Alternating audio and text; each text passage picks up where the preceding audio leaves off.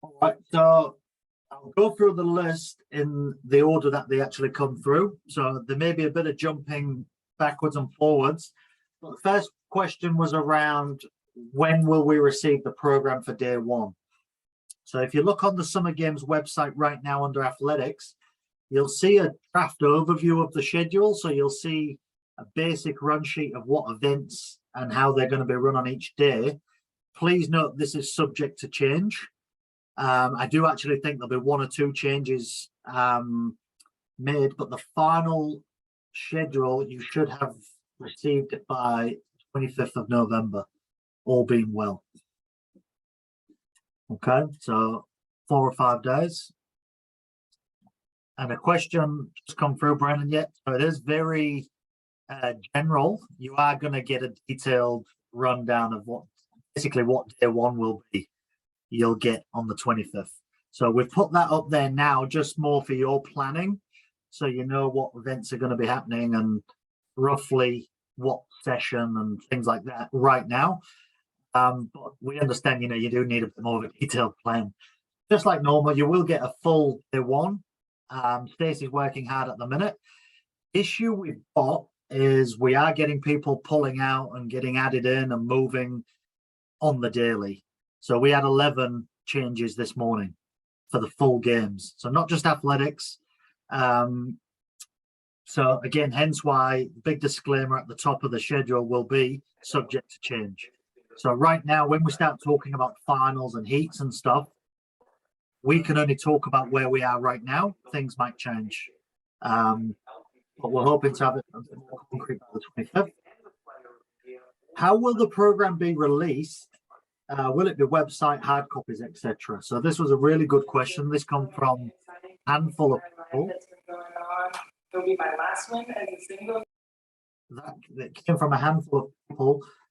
Can confirm that it will be emailed to head coaches.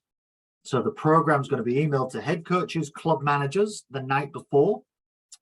And it'll also be on the website.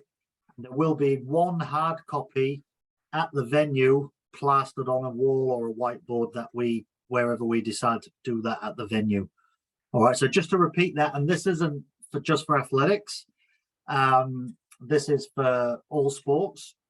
We are trying to go electronic where possible. We'll be emailing head coaches. So after the first day, we'll do the program for the following day. That will be emailed to the head coaches. Someone asked me around hard copies available for teams. Unfortunately, there isn't going to be hard copies available for teams. Okay, so if you do want a hard copy, you're going to need to print that out. But we are going to email directly to those head coaches and those club managers whose details we've already got. Which events will be run as a final only? So I can see quite a few questions popping up, and this might get a bit of a conversation going. So at this stage, looking at our numbers, we've got the 3,000-meter run, the 50-meter walk, the 100-meter walk, and the 1,500-meter walk. They're all going to be straight finals this minute in time. Okay, so hopefully that answers a couple of questions that have popped up. But I will, like I said, I will stop and keep checking those questions. How long will coaches have to log a PID? So with the PID, 20 minutes from the time a result is posted is our rule. And for those that are not aware, on our website, there is an overview that has all this information in there. So if you haven't been on there yet, I advise you to go have a look on the NSG website.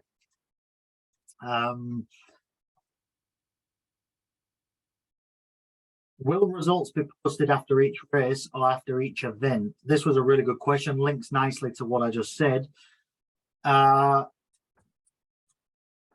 Each race is what we are aiming for as they happen and as we receive them from the photo finish. So that links to another question we was asked. Are we using photo timing was the question. Yep, we have photo finish. I'm not sure if Alan, you've managed to get back on. Not sure. Yes, I'm here. Hey, Alan. And So Zoom decided to do an update and just that's all threw right. me I out. think give you a really quick introduction, and obviously you do know quite a few people on here already. Did you have anything to add around the photo finish? I know you sent me some technical stuff around what. So it's a fully approved international photo finish camera that records to 1,000th of a second if you want, and it's activated by a electronic gun for the timing system. So it's very reliable and accurate and produces a printed result. Okay, awesome. Thank you, Alan. And I'm operating it. Excellent. Okay, and you know, stay on Alan as well, because you might be able to jump in here, and Heather might jump in here as well. So one question that came up was with the photo timing. If, for instance, with the 100 meters, if athletes cross a lane and finishing the wrong lane, are we all good with that? We can fully cater for that stuff. Yes, the detail is good enough. We can identify the athlete even if we end up with two athletes in the same lane. It's up to the officials down on the track to sort that out. So my understanding in the 100 meters, they can run that cross lanes as long as they don't interfere with another athlete. And we just need to identify that. Awesome. Thank you, Alan. All right. And one question came up around the PIDs. So we have got a couple of new coaches on here. What I will do, I'll follow up without going. Well, Helen, thank you for jumping in there, Helen. I will send out more information around the PID process after this. An email. We won't get bogged down in there now, but will coaches be given the forms to fill out? So this will make more sense when I follow up. Yep, it will be available from the sports information desk. Okay, so hopefully that makes sense to you guys. And another thing around forms, the same club did ask, will Son supply incident and accident forms when needed? We'll take care of all that, and they'll be available at the sports information desk that we'll have at Porritt Stadium. Okay, I'll talk a little bit more about the venue at the end. How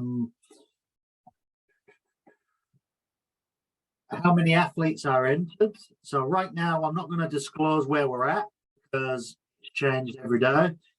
But I can give you, when we send out the programs, we'll give you a bit of a final count of where we're at from there. I actually don't know the exact number as of today, but I do know we lost quite a few. Still quite a good number though, is what I've been told. Start times for each day. So the schedule that'll be made available, it's 10 till 6 p.m. each day is what we've allocated right now. Again, subject to change. I don't anticipate the start and finish times changing. There may be a bit of juggling around within there, but 10 till 6 is what we've got. Expected finish time for each day, like I just said there, 6 p.m. is where we're at. So working with our bus companies right now, and obviously venues and things like that, 6 p.m. is what time we've got locked in. A question around lunches came up from 2 or 3 coaches, which was good, pretty cool to hear. Will lunch be rolling, or will we allocate a set break? Right now, we're not going to have a break in the program. It'll be rolling lunches. More so you guys can manage that. From what I've been told, it will be packed lunches. So you'll have breakfast at your accommodation, evening meals at your accommodation. Depending on where you're staying, depends on what your packed lunch looks like. But all athletes will get packed lunches. And coach story. Okay. So you guys will be able to manage that. When will the program for the finals be made available? So the final program will be Saturday night. So that will be emailed to coaches and managers. It will go directly on our website. And again, it'll be made available at the venue in the morning as well, on the whiteboard or some wall that we find in a good space. Alan and Heather will have a spot that they use for that type of stuff. So we'll probably leverage off that. Will track and field events be running at the same time? At this stage, no. Again, subject to change, and apologies, I'm saying subject to change on a lot of things, but it's kind of where we're at for the next few days before we lock in the final schedule. Next minute, no, they'll be separate. Are one-on-one support people allowed inside the fence with the athlete? So we have quite a lot of one-on-one carers coming to most sports. You know, we're very well prepared for that type of thing.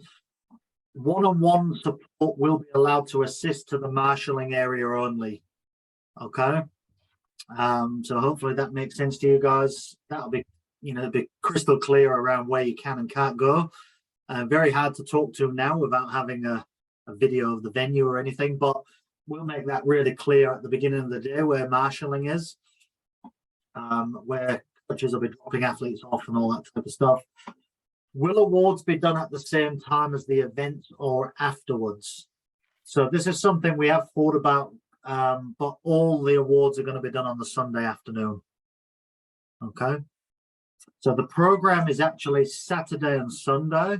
Apologies, I thought most people already knew that, but all of the awards are going to be on the Sunday afternoon. Okay. A couple of questions that did come up around contingency for wet day, if it's a wet day. So, and I've seen that's just popped up again as a question. Unless the weather is severe, and I say severe in inverted quotes, we will be continuing. The TD's decision on safety will be final. So the team we've got, so our officials, they're some of the best in the country. They'll be making that call. So that's all I can say right now. We don't have a plan. We don't have Monday locked in. We're not going to extend the games. So it's kind of, if it rains, it's the hand we're dealt. We will continue, but our officials, we trust them to make that call if needed. But for anyone who's in the Waikato, it doesn't get that bad. So we're pretty confident the weather's going to be good for us. Okay. Are visitors allowed in the stadium area? Yeah, absolutely. Yeah, absolutely. They'll be more than welcome to come in the stadium area. Alan, is the work, are we expecting all that work to be done in the stands? That should all be finished by then. It's all done. The scaffolding was removed last week, so the stand's back to normal operation. Awesome. Okay. Yeah. So and the track's done as well.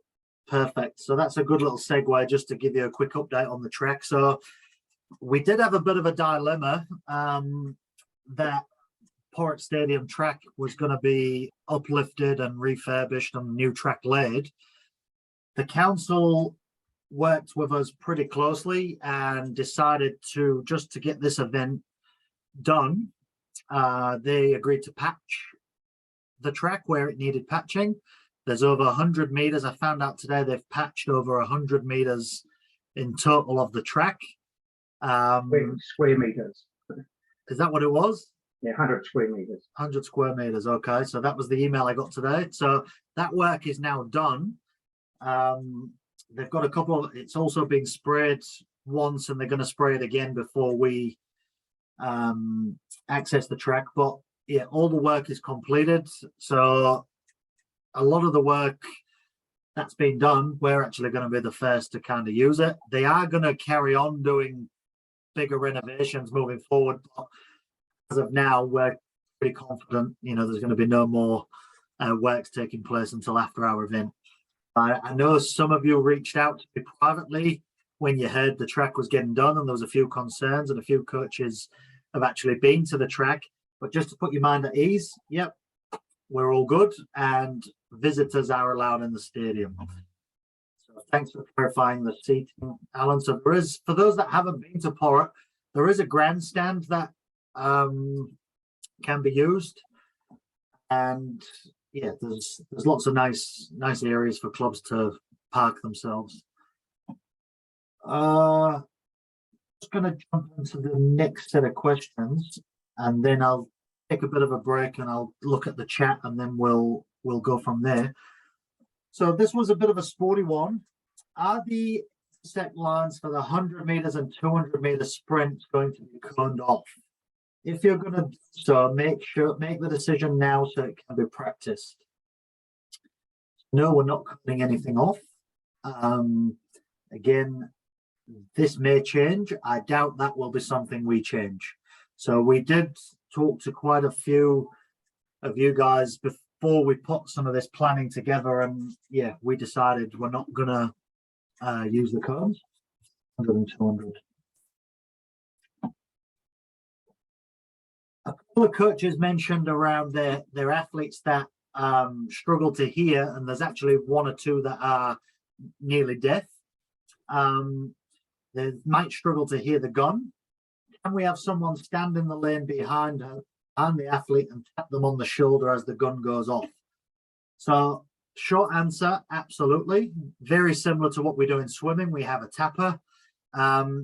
However, we will need to know that where the athlete's going to be and when that's going to happen. So when the schedule comes out and we know where you're all going to be, we'll need to make sure our officials are aware of that.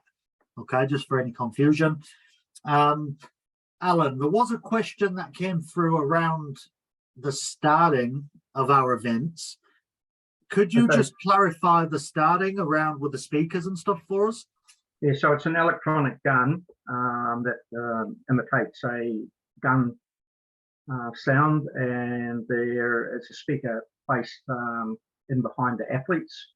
There's normally one speaker to two lanes, so it's there for everyone, and it's quite clear. If anyone's been around the country at other athletics meetings, you've probably seen the same equipment in use. So, and just regarding the sound, I think particularly on the Saturday, as each heat comes up, maybe we get the starter to say, "Look, I'm going to let you hear what the gun sounds like," and they'll just release one sound for them, and then the race, put them in the marks for their race, so that then it's not going to be unfamiliar to them. And I guess by the Sunday you wouldn't need to do that again, but on the Saturday, I'm kind of thinking there'll be enough time just so they can all each race, so they can get used to the sound before they actually start the proper. Yeah. Heather, you got any comment on that? Are you happy with that? Yep, I'm happy with that. Just from you guys, and again, I'm conscious that we're kind of talking at you guys here and you're trying to absorb some of this info. That did come up from a handful of coaches on this call. Is that beneficial, what Alan said, just to make sure we give our athletes an opportunity just to get familiar with the sound? Just conscious, Yes. we all do different things all over the country. Yeah. Yep, I agree. Awesome. Thank you, Nigel. I can see a few nodding heads, thumbs up. Awesome. Okay. Yeah, I mean, my understanding is that you know that the programming is not tight, so it's better that they understand what it is rather than have a hesitant start and have to restart again. You know what I mean? So it's better just to let them listen to it first, and then go through a race start properly. Awesome. Thank you, Alan. Yeah, thank you. I just saw your message pop up. So that was done last time. So that will be that's something we'll do again this time round. Can visual indicators be used for the 800 meter break line rather than an official? Athletes tend to head towards the official, and those in the outside lanes end up going out of their lanes before they have crossed the break line, which ends up in a disqualification. Heather, Alan, is that something you'd like to jump in on? The standard way of dealing with the 800 meter break is there are little markers put on the track on each lane line before the break line. And we'd usually have an official standing outside the track at that point, making sure that everybody's stayed in their lane until they get past. Yeah. That official has to then go and remove those cones for the second lap. So we do need to have somebody fairly close to the break line. The alternative way of running it is we start them on the curve and they go straight into the pole line from the start. Now, we did discuss that option. Yeah. So that's something we've discussed. And again, we don't want to move away from any of the rules. It needs to be done properly, Gary. We train at tier 1 for it, so it should be done properly all the way through. Awesome. Okay. Okay. Joel, We shouldn't change anything, because we train our athletes from tier 1 up to worlds to start on the proper starting positions on the track. awesome. That's fine. It's the way we do it normally. So Yep. that's absolutely fine. Awesome. Thank you, Nigel. Appreciate the feedback. All right, so we'll go from there. We'll take that info and we'll make sure we've got a plan in place for that. There was a handful of coaches that asked around warm-up areas. So Alan and Heather know the track a lot better than I do and the venue more than I do. Definitely going to be an area for them to warm up. Alan, do we know right now, or Heather right now, where that will be? Or with... Yeah, I can answer that. You know, that traditionally the warm-up is outside the stadium on what we call field number 3. Yep. For those familiar with Pirate Stadium, that's on the eastern end of the stadium. So directly behind the stadium is a sand-based turf, which we can't use. We used to be able to use that. So it's about a 100-metre walk out to the number 3 field out there. There is also toilets, changing rooms out there as well. Like any other event, the responsibility of that warm-up area are the managers and coaches. There is also a throwing ring out there as well, a fence ring, a shot put ring, and also a discus circle. But you don't use discus, so that's fine. But there's plenty of room out there. It's bigger than a football pitch, so it's about 1.5, 2 times the size of a normal football pitch out there. So there's plenty of room. You will not hear the announcer out there. It'll be the responsibility of the coaches, the team managers, to make sure they get their athletes back in to the track in time for their event. And it's also their responsibility to ensure that any warm-up activities are conducted in a safe manner, Awesome. Thank you, Heather. particularly at the throwing circle. Excellent. And what we'll do, we'll make sure we have that clearly marked where the warm-up area is for you guys. Just so you know, there will be volunteers around doing a bit of wayfinding as well, so they'll be able to point you in the right direction from the sports desk. It's pretty obvious how to find it. You know, to say for those who haven't been here for a while, there's a brand new footpath, a car width footpath that goes from the back of the stadium out to that field. So it's you won't get lost. Thanks, Alan. Again, a couple of coaches both came up with us. So false starts, will they be enforced from the beginning during heats in all divisions, or only in the finals and the top divisions? This is our nationals, false starts right the way through. Okay. Yep, your rules state only 1 false start per race shall be allowed without the Yep. disqualification of the athlete. That's regardless of whether it's a heat or a final. We'll be sticking to the rules. I know you guys have trained that T2s, T1s. So Gary, Yes, just on that question, if they get disqualified in the heats, do they still get to compete in the finals? Because once you're disqualified from the heats, that's it. Your campaign's finished. I'd have to double check, Nigel, but I think they're gone. Because that's what the rule says. If it's not in the Special Olympics rule, it goes under the International Athletics Federation rule. Yeah. So if you're DQ'd, you're DQ'd. You're Yeah, out. that's it. You don't compete in the finals. Yeah. Yeah. Right. We're going to make sure that's head to, because there's been nationals where they've been disqualified in heats and they've turned up in the finals. So you're not actually disqualified if that happens, Nigel. That's the thing. So if you get disqualified and you don't, and then you're allowed to go in the final, you're not actually disqualified. No, that's right. Yeah. Yeah. Right. So very much like you said, we'll be sticking by the rule book. You nearly caught me off guard there with that question, because I haven't got the rule book open in front of me. Heather will. Has got it. And you, Alan. So question came up around the gun. We've answered that. So hopefully that answer that specific question around using a cap gun. One coach did mention around the maximum effort, the 15% improvement standard for the heat. What happens if it's really windy and it blows out the result? The result still stands. Okay, so hopefully that I don't want to name who's said the questions, but hopefully, if that was your question, hopefully that does answer that for you. Will wind measures be taken? No, they're not needed per the SONS rules.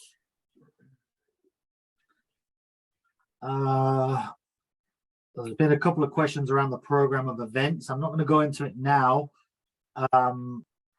These questions must have been written before seeing the schedule. So again, the schedule will be coming out 25th, hopefully.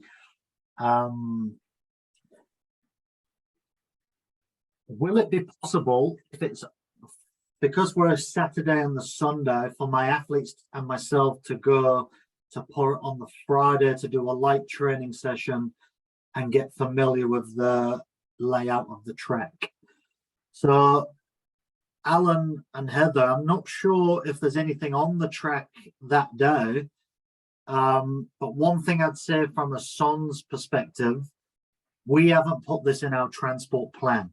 So I do know a lot of you are bringing vans and cars and all that type of stuff. So I can confirm this with you. If you are wanting to go have a look, do a bit of a site visit and all that type of stuff, we can make it happen. We can try and make sure you get that access. Is there, just a show of hands, anybody that would like to do that on the Friday? That's Tauranga. Okay. Just to add to that, Gary, the stadium is open to the public. I mean, it's not booked on the Friday, so just be aware there might be other senior athletes training. Treat the track like a road when you're moving around. Just respect the space, and if you want to have a look around, that's fine. If you want to train, you're welcome to do that. But the etiquette of the track is, if you want to use a special lane, you make sure no one else is using it and let other people know what they're up to. Cool, thank you, Alan. Yeah, but like I said, logistic wise, we haven't, because we just don't know. We don't know who and how many, and you guys might change your mind when you get there, all that type of stuff. We haven't allocated any of this into our transport plan. So if you are wanting to go, it would be the responsibility of the club. And like Alan said, when you are there, you'll be there on your own accord. All right. Can confirm if there's some good interest. I can definitely make sure you've got access to do that. I will just let the council know, Alan, that there might be some clubs attending. So that was all the key questions that come through. So I'm just going to jump up into the chat. And there's quite a few that's come through. If I can't answer anything now, I will take it away and come back to you. Just checking with the long jump of only the 1 meter board and not the 2 meter option. Yep, that's correct. We're going to use the triple jump runways. Awesome. Thank you, Heather. We have 2 family members coming. Can they volunteer? Is required on the day. Is that so, Helen? Are you talking around volunteering for the club or for the event? Found unmute. No, we've got a couple, one coming on Saturday and I think the other one's coming on Sunday. They have helped at our events, but if say you were short of somebody to do some recording or something like that, they would possibly be willing to help. Awesome. I can send you a link, Helen, for them to register, just to make sure they get an accreditation and lunch, etc. Yeah, I'll find that on the website. Yep. So, no, I can send you it directly, Helen. Okay, thank So you you. don't have to search. Awesome, thank you for that. And if anybody else has anybody, anyone crops up, we are looking for volunteers across all sports, so not just athletics. The schedule advertised on the website is very general. Yeah, sorry, it is very general. We wanted to put something up, Brendan, just so you've something. 25th, we No, are. you answered that one already, buddy. Thanks, mate. Okay, which events will be straight finals? I think I answered that one again. I will just cover right now again. 3,000 meter run, 50 meter walk, 100 meter walk, and the 1,500 meter walk. Finals at the time their finals are programmed for, not heats. Yep, so they're programmed for finals, eh? Yep. Awesome. Can I talk now? Yep. Everything from 1,500 meters should be all heats and finals. Yep. Fully understand, we don't want athletes just to come and just run 2 straight finals. We have looked at it, but with our registration numbers, it makes no sense for the athletes in question to run the 3,000, then do a heat for the 15, and then do a final for the 15 with in the same race. So that's the way we've looked at it. Again, subject to change. We are getting people pulling out, getting reinstated. It might change, but that's currently where we are with our programming. I will take this back to our scheduling team. So again, this is just what I'm saying now. Could change. That's just where we're at with our registrations right now. Sorry, newbie here. What is a PID? I won't go into it now, but it's all around our maximum effort rule. I will send out some specifics for you, Brendan, so you've got it. I did see Helen and actually added some What kind stuff of in there. rest are they talking about? Because it does. Okay. Anything to do with the PIDs and the maximum effort, I'm just conscious of our time. I'll send that out in an email so you guys have got it black and white in front of you. Okay, I've done that with the other sports as well, and it seems to have helped coaches quite a bit, because some coaches are getting told one thing from their club and another thing from us. So we'll just send it out. So If I'd have known how close they're going to be again. Sorry, go on. Go ahead. I'm looking at the scheduling here, and in tracks session 2 on the Saturday, the 800, and then there's 800 heat, and then there's a 1,500 meter heat. What kind of gap between are you talking about? Because, if it's going to be too close together, the recovery time isn't going to be that great. My athletes are fit, but they're not, pretty fit to be able to probably handle that, unless there's something like a 3-hour gap. So you're talking 800 meter run. You've scheduled 800 meter run, and then there's also a 1,500 meter run in the tracks and track session 2. I've got three athletes that will be affected by this. One of them will handle it no sweat, but the other 2, and then there's the relays straight after. What kind of gap are we talking between those events?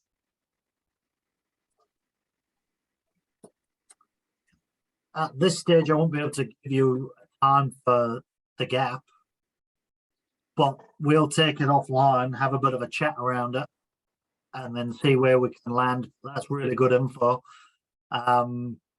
Hence why we're doing this type of session. So Sorry, Mel. I was going to say, I would have the same concern with the morning session, the gap between the 200 and 400. Doesn't seem overly big either. Is it not broken up between a field session though? Is it not? I'm looking at it. Doesn't it go track, and then field and then track? Hard to tell from the order of events that we've got there. Because if it's track, then field, then track, I think that solves the problem. Not if That's they're what in we the are same doing. session. No, That's what we are doing. Track, then field, then back on the track again.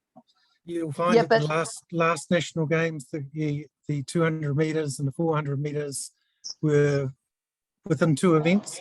So the athletes who ran the 400 got back, had a rest, and were virtually straight out for the 200 meters. Yeah. Yeah. and looking at what we've got here, it's not very far off what's happened at a lot of the T2s around the country. Yeah, looking at it, we have the 800 and the 1500. Yeah, so the 800 to the 1500. Obviously, that's in the same session on the track, but it's one's at the beginning and one's near the end. 200 and 400. Again, that's actually quite a big gap, if you ask me, for that distance. All right, but again, we'll take it offline. I'm not going to go through every individual thing now, unless Heather and Alan have anything to add in. But really good feedback, and I do encourage, if you have any more of those type questions around the format of the order of events, please fire them through to me directly, because that'll help when we are talking. And again, we are going to look at it, but there's no guarantees things are going to change.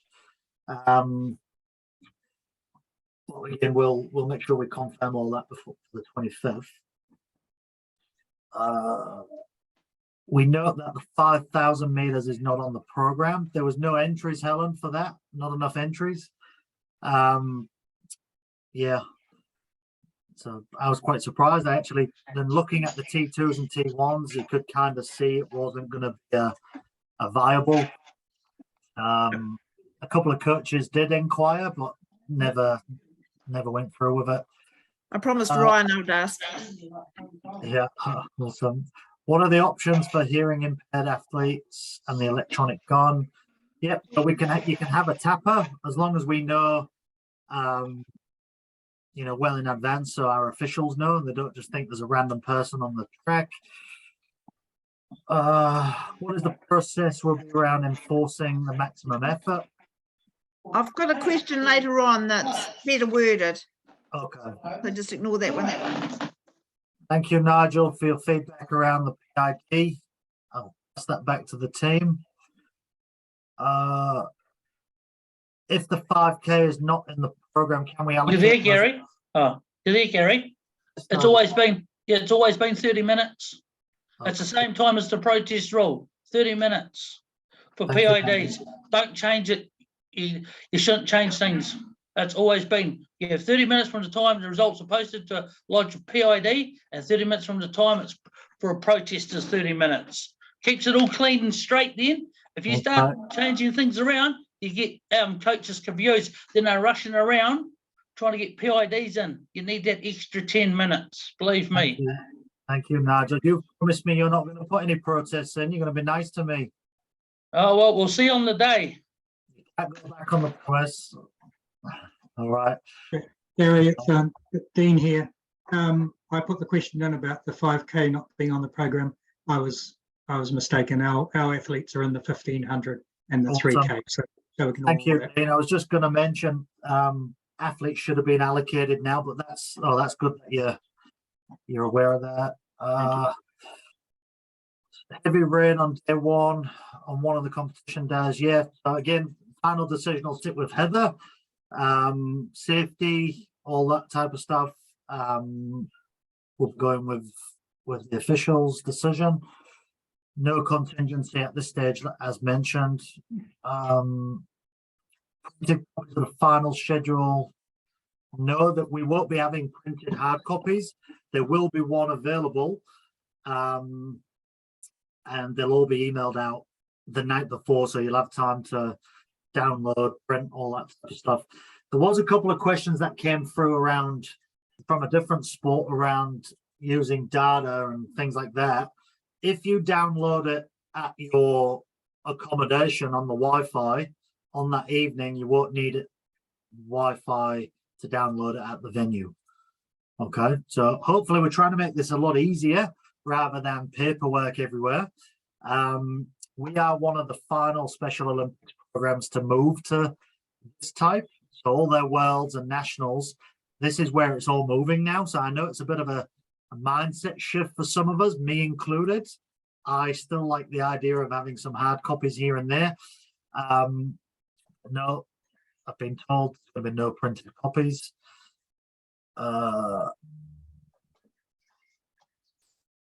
Yes, so PIDs, I will send out, there's quite a few questions around PIDs. I will send out the blurb that's been going out to all coaches, just so you're aware of that consistent messaging. What are the marshalling times before races? Alan, Heather, would you like to jump in? For those sprints where there's a lot of entries, we're going to need the athletes there in good time to sort them out. How much time do the team managers need to get their athletes sorted? So I'll give you an example, Heather, there with swimming, we go 6 races before, and then we'll keep marshalling through. Not sure on exact time, so we'll be doing it like that, but X amount of races. We haven't landed on what they'll look like yet. But it might be around the same, depending on what distance we're running, I suppose. So if it's the 100 meters, we might be 4 or 5 races before. Tier 1s and 2s I've been to have been around 3 or 4 races, particularly for those busy ones like 100 meters. Yeah. So it won't be much I think different. 6 races is we probably don't have that many athletes like swimming, so I don't think we need. In 6 races, you'll have people still competing. Alan, your thoughts? It's your event. You tell us what you want, and that's what we'll stick to. Because you're the size event better than we do. We're familiar with senior events and nationals and those sorts of timings. So your events entirely it's different. So we'll fit in with what you want. Generally, what we would do is, if it's 100 meters, we'll send all of our athletes for 100 meters down to the 100-meter line. If it's a 200 meters, we send the whole lot over to the 200 line. And that way they are actually there right close to the track, so they're easy to marshal. Cool, thank you, Helen. Yeah, look, and we'll works send out. well if the weather's good. Yeah, and we'll send out some more comms around this stuff. So I'll fire through a bit of an email a bit closer to the time once we've locked in the full schedule. And we'll give you a bit more of an insight to that. And one thing Alan and I talked about was that timing as well for day 1 will be very different to the timing of day 2, because the athletes have been more familiar of where to go, what to do, and all that type of stuff. So I'll send out a little bit more info around that, and we'll have a conversation about it. What times will max effort not be enforced? What do you mean by that, Helen?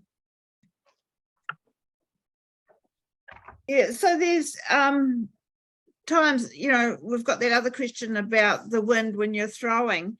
There is about 4 different times, like maximum effort will not be enforced in a straight finals. It will not be enforced in top divisions of each final event. It will not be enforced where all athletes in the final exceed the 15% differential, and there's another couple as well. I'm not sure how many people are actually aware of all of that. Yeah, what rule book is that you're looking at, Helen? That's the international rule book. The Special Olympics. Mm-hmm. What version? I'll send it. Well, actually, I'll load that last bit up for you. If you just tell me the version, I'll actually have that version. Is that the 2021? It's the one Mike sent me. Okay, if you could send that through to me, what I'll do, I'm just conscious of our time and I do want to open up, I'll feed that into the PID stuff that I'm going to send out. And then if there's any other questions around that for individual coaches, I can clarify. Okay, I'm just Yeah. conscious about time. I really don't want to overrun for you guys. Yeah, I've got the 2020 version and there's nothing of that in there. There's no rule saying that they cannot be DQ'd at the top effort. So I've just got them, I printed them out. I spent the last 3 days reading them and there's nothing saying that no one can't be disqualified in any heat. So you can be disqualified in finals regardless of breaking the maximum effort rule. If someone can produce me that rule and show me the new version, I'll be happy to see it.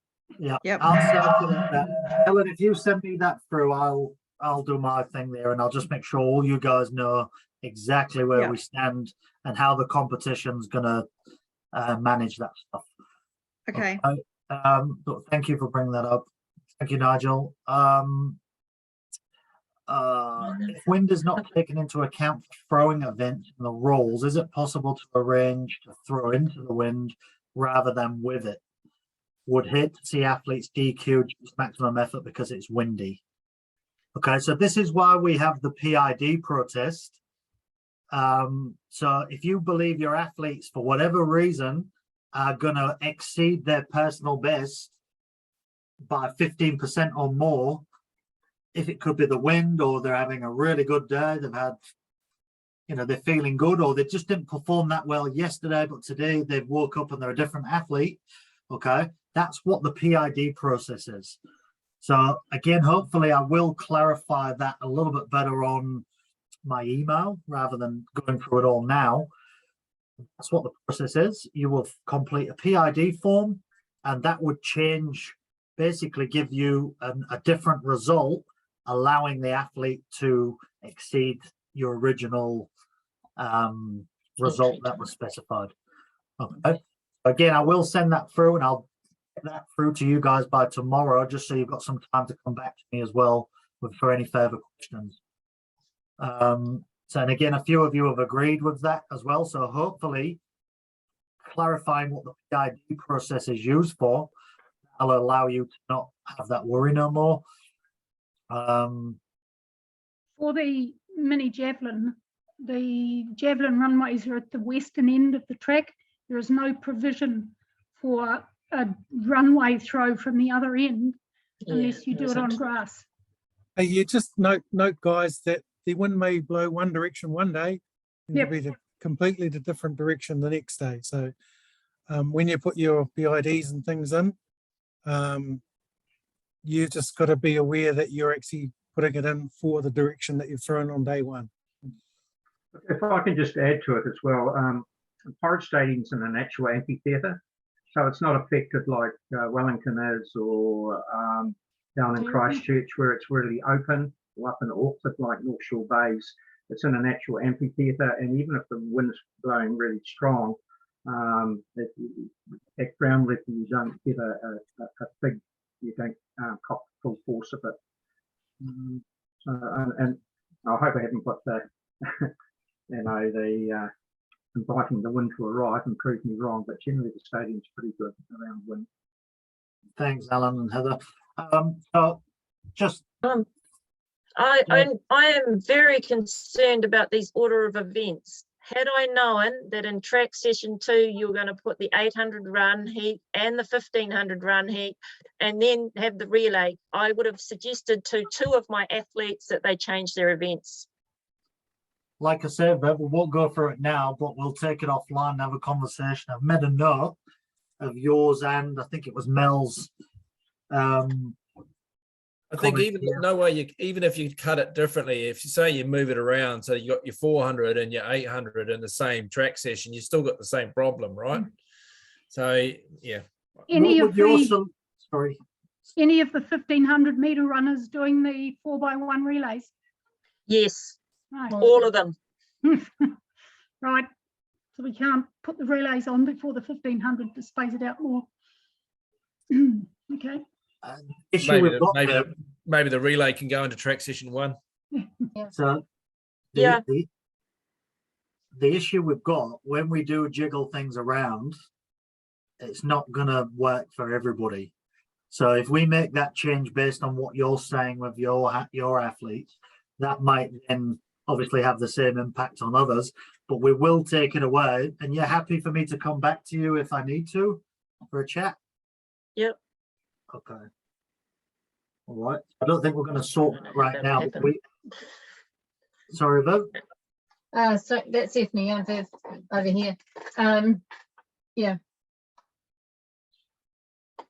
Stephanie, I think, was concerned about how you get in contact, that's all. Okay. All right. And question, Claire, when do we apply for the TAPA? That will be something you can do on the day. And we'll just make you aware of that in the morning of the coaches, managers meeting. Okay. If you make it known which athletes require that, then the start team can be prepared and expect somebody to be there to assist. Yeah. And if that's easier, if you let us know those athletes, I can get Stacey to make a note on the program so it's automatically done for you. If that's easier. All right. Very conscious. I probably missed one or two questions here and there. We've got a couple of minutes now. I'm conscious some of you need to shoot, so I won't be offended if you do need to drop out. Is there any burning questions from anybody that we haven't gone through? And I have, again, Viv, I have made note of your concerns with the order of events. Gary, just one quick one. No, there is no Wi-Fi at the stadium. Okay. Oh, thank you, Council Alan. don't have it. Okay. Oh, sorry, Carolyn, I saw that. Yeah, there is shelter in the stand. I don't know how sheltered. We are looking to have a handful of gazebos up there for people to drop their bags and, take shelter if needed. And there is some seating, as I mentioned at the beginning, in the grandstand. One thing I would say is we do have a bit of a rat bag element in Hamilton in that area. And our athletes have had gear stolen while they've been competing. So please make sure that your athletes' gear is looked after at all times. Yeah. I have put it to the games team. I haven't updated Heather and Alan on this yet, sorry, but we are going to have security overnight. But I am also looking to try and just get some patrol just out and about from the warm-up area right through the stadium, just so we've got a little bit of presence there as well. The car park down there is a little bit hit and miss. Good. Gary, Yes, Nigel. gazebos for the marshalling area. Are you going to have them out in the marshalling area in the middle of the field so it's hot so the athletes can sit under if it's hot? The tents will not be out in the middle of the field. There'll be one at the beginning of the 100 meters, and there'll be another one on the grass area after the finish line, which will share for your circular events and your field events. Yeah, sweet. Thank you. Awesome. Thank you, Nigel. Alan or Heather, is there anything from you guys that we haven't gone over that you'd want to go over at this stage? No, I think I'm fairly happy. Okay. It's just nailing down the program timing now that we need to do. Yeah. We talked about photo finish earlier, just regarding results. We can't run the next race until we've read the result off. As soon as that result is read off, the result is sent downstairs to the Special Olympics team to post or do whatever they need to do with it. So, we can read a race in under a minute after each event, apart from distance races, obviously. Awesome. Thank you, Alan. Thank you, Heather. Hey, look, we're a minute over. Just going to stop the recording now.